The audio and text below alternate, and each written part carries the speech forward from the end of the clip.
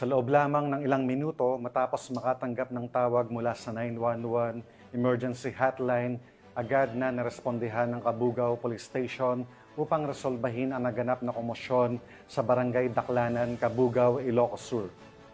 Binigyang diin ng Kabugao PNP ang kahalagahan ng paggamit ng 911 hotline at ang kanilang patuloy na dedikasyon na maging laging handa sa anumang tawag ng serbisyo publiko. Narito ang detalye ng report mula kay Police Staff Sergeant John Del Supremo. Bandang alas 9 ng gabi, Agosto 21, 2025, nakatangkap ng report ang Kabugao Police Station mula sa 911 caller kaugnay ng kaguluhan sa Barangay Daklapan, Kabugao, Ilocos Sur. Ayon sa investigasyon, nagsimula ang insidente nang magkaroon ng mainitang pagtatalo ng isang ama at kanyang anak na lalaki.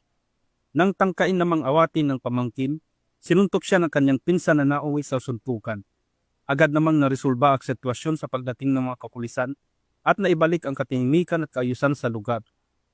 Sa panayam ni Police Major Juan GRN Magay, hepe ng Kabugao Municipal Police Station, at around past 9 in the evening, kagabi, nagresponde po ang ating patrollers sa Barangay Daklapan na kung saan meron pong reported na commotion incident.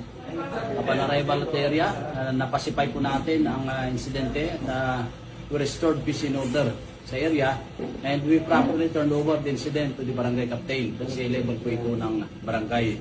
dagdag pa niya, We appeal to the public na huwag nyo na po kaming hanapin sa aming mga presento sapagkat kami po ay nasa inyong mga telepono. Idaya lamang po ang 911 at darating po kami sa loob ng 5 minuto.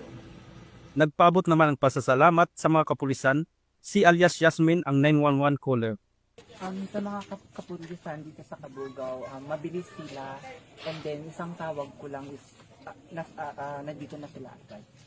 At maraming salamat sa mga kapulisan ng Kabugao dahil nandyan sila para tumulong sa mga nangangailangan ng tulong. Ang mabilis na pagtugon ng kapulisan sa tulong ng 911 emergency hotline ay patunay na ang bawat tawag ay may kasiguraduhang aksyon.